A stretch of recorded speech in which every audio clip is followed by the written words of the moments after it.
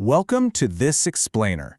Today, we're jumping straight into a seriously provocative formula that challenges, well, essentially everything we thought we knew about time, energy, and the very structure of reality itself. It's a massive conceptual shift, one that actually attempts to bridge the gap between static mathematical perfection and the chaotic, messy, lived reality of human experience. Okay, so we all know Einstein's famous equation of equivalence, right? E equals mc squared. It tells us that mass and energy are basically two sides of the exact same coin. But there's this fascinating new proposition out there. What if the true engine of universal evolution is actually better represented by a different formula? E equals a factorial.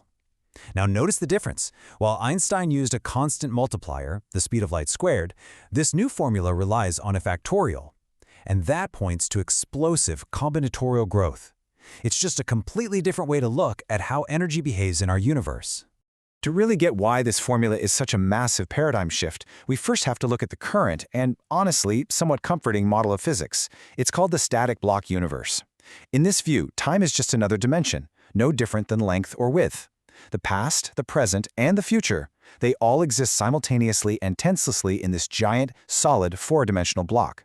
So from this perspective, the flow of time that you and I experience every single day is essentially an illusion. Everything that ever will happen is already frozen right there in the block. Enter Emmy Noether. She was an absolutely brilliant mathematician who proved a theorem that became completely foundational to modern physics. Basically, she showed that if a physical system has what's called time translation symmetry, meaning its underlying rules don't change from one moment to the next, then its energy is perfectly conserved. It's unchanging. In other words, perfect symmetry equals perfect stasis. In a perfectly symmetrical universe, nothing truly happens. Energy is just conserved forever. And Einstein himself spent his whole life searching for what he called the mathematically simplest concepts. He desperately wanted to find those foundational rock-bottom axioms from which this entire complex web of cosmic reality could be built. He was basically looking for the ultimate blueprint of that static, symmetrical block universe, hoping to unify everything, from quantum mechanics all the way up to the movements of galaxies, under one elegant, unchanging framework. But here is the billion-dollar question. If everything is just this static, symmetric block of conserved energy built on simple concepts, how do we get the phenomenon of a lived present? I mean, where does change actually come from? Because, let's be real, without change, there is no information, there is no life. And this is exactly where the formula E equals a factorial comes in like a sledgehammer to that static model. It proposes a mathematical necessity for change. It provides the very engine that breaks that perfect symmetry. So let's break down this new formula, starting with the variable a, which actually carries two really powerful meanings here. First, it stands for axioms, those mathematically simple concepts Einstein was hunting for, the most basic building blocks of reality. But A also stands for asymmetry. Think about a perfectly balanced seesaw for a second. It's perfectly symmetrical, right? But it doesn't do anything. To get a universe that actually moves and works, you have to break that symmetry. A represents that foundational asymmetrical shift that kicks the whole system into motion. There's this concept called Curie's principle that just hits the nail on the head here. It states quite simply, asymmetry is what creates a phenomenon, because a perfectly symmetrical system is totally static. An asymmetrical shift is mathematically required to actually create any sort of physical event.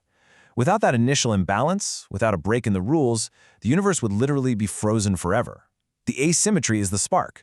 Now for my favorite part, the exclamation point, the factorial.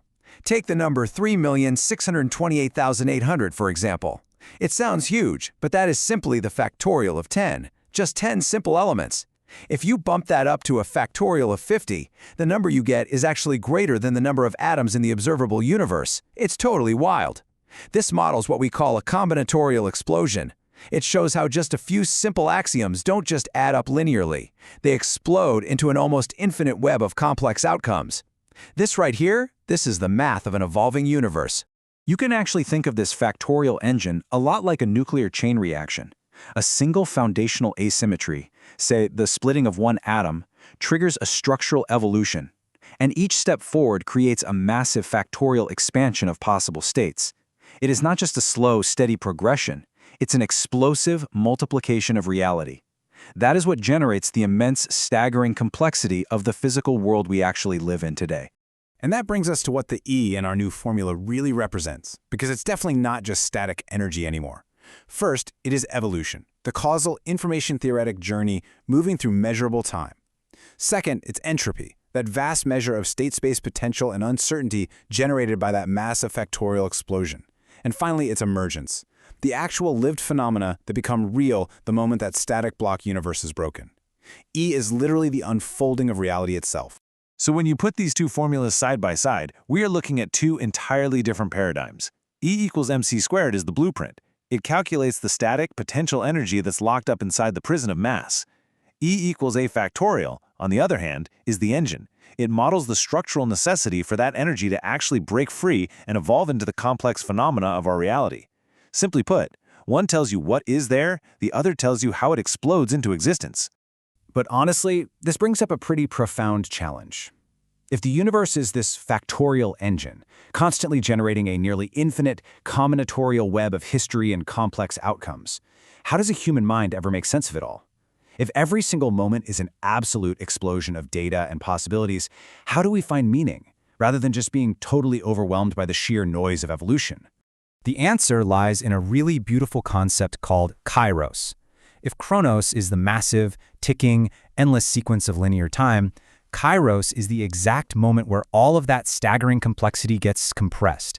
It is the asymmetry of data compression. It collapses that infinite web of history into a single, meaningful now. It's that profound aha moment when total chaos suddenly, miraculously, makes sense to an observer. And here is where it gets really interesting.